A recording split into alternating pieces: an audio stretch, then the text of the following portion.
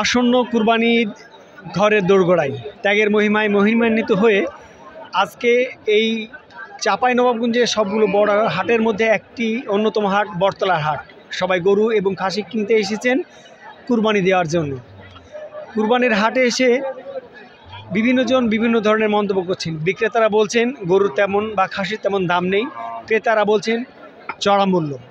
তাই ক্রেতা বিক্রেতার এই চড়া মূল্য বা কম মূল্যের মধ্য দিয়েও কিনে নিয়ে যাচ্ছেন ত্যাগের মহিমায় এই ঈদুল আজহায় কুরবানি দেওয়ার জন্য তার পছন্দের পশুটি।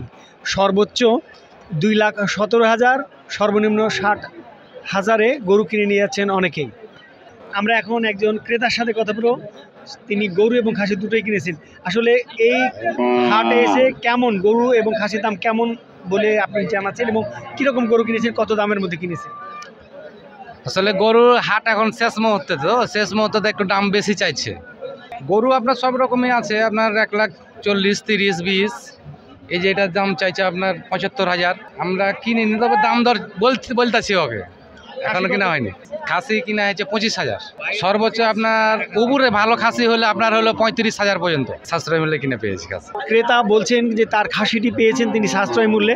গরুর ক্ষেত্রে হয়তো একটু দাম বেশি, কারণ আজকে বটতলা হাটের প্রায় শেষ দিন। এখনও আমরা জানিনি যে বিশেষ কোনো হাট বসবে কিনা, কারণ আগামী আরও 2 দিন আছে আমাদের এই হাটের। একজন বিক্রেতার সাথে আমরা কথা বলবো। আপনি কোথা থেকে এসেছেন এবং কয়টা গরু নিয়ে এসেছেন? গরুর দাম কেমন পাচ্ছেন? মাঝারি 2 হাট ঘোরা হলো, দাম মাঝারি, খুব একটা পাওয়া গেল না। আমরা একজন বিক্রেতার সাথে কথা বলবো। আমরা ভাই আপনার সাথে কথা বলি, আপনি কয়টা গরু নিয়ে এসেছেন এবং কেমন দাম পাচ্ছেন? ভাই গরুর দাম নাই বাজারে, গরু কিনে নাই, গরু বিক্রি করতে এসেছি। গরুর দাম 50,000 চাইছে, গরুর দাম 42 কয়। কেমন দাম দেখছেন এবং কত দামের মধ্যে নেবেন বলে মনে করছেন আপনি? আজকে গরুর দাম অনেক বেশি। আমরা তো আইডিয়া করে এসেছিলাম 1 থেকে 1.20-এর ভিতরে, কিন্তু এখন দেখছি গরুর দাম অনেক হাই। পরে আসার চিন্তা ভাবনা আছে, আজকে মিলছে না ওইভাবে। চিন্তা আছে সোনাচন্ডী হাট যাওয়ার।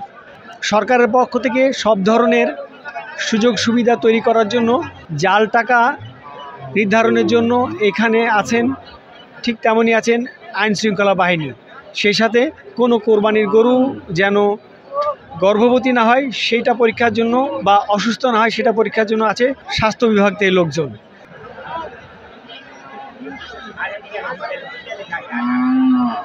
উপজেলা প্রাণী সম্পদ থেকে একটি ভেটেরিনারি টিম এসেছেন। আমরা জানবো তারা কিভাবে গরুর পরীক্ষা নিরীক্ষা করছেন, বা সাধারণত যারা গরু কিনে নিয়ে যাচ্ছেন তারা কোন বিষয়টিকে গুরুত্ব দিচ্ছেন। আসলে আপনারা এখানে আছেন, কোন ধরনের পরীক্ষাগুলি করাচ্ছেন যারা ক্রেতা কিনছেন? ক্রেতা কিনছে যে সব গরু সন্দেহমূলক, যে গরুটা হয়তো পেটে বাচ্চা থাকতে পারে, কোরবানি হবে না, এই জন্য ওই সব গরুগুলো তারা সন্দেহমূলক আসছে এবং আমরা সেলে পরীক্ষা করে দিচ্ছি। মূলত গর্ভ পরীক্ষা করা হচ্ছে, এখানে পেটে বাচ্চা আছে কি না। এছাড়া যদি অসুস্থ গরু আর গরম হিটের কারণে গরু কাঁপে বা অন্য গরু হলে আমরা তাৎক্ষণিক হয়তো ফ্রি ব্যবস্থা, চিকিৎসা ব্যবস্থা করছি। আমরা হয়তো তার কী লাগবে, হয়তো মাথায় পানি ঢালা, গরমে হিট স্ট্রোক করতে পারে, যেন ওষুধপত্রের ব্যবস্থা করে দিচ্ছে, দিচ্ছে। শ্রোতা এবং দর্শক, আপনারা জানেন কি যে চাঁপাইনবাবগঞ্জে আরও 2টো হাট হবে, শনি এবং রবি। তারপরের দিন আপনারা জানেন ঈদ। এই 2টো হাটে অনেকগুলো হাট আছে, সোনাইচন্ডীর হাট আছে, সোনাইচন্ডী সব বিশেষ কিছু হাট বসবে। সেইখানে হয়তো ক্রেতারা তাদের পছন্দের গরুটি কিনতে পারেন, অথবা বিক্রেতারা তার যে গরুটি আছে লাভের বা লোকসানের যেখানেই হোক, যে অবস্থায় হোক, তারা বিক্রি করবেন বলে ভাবছে।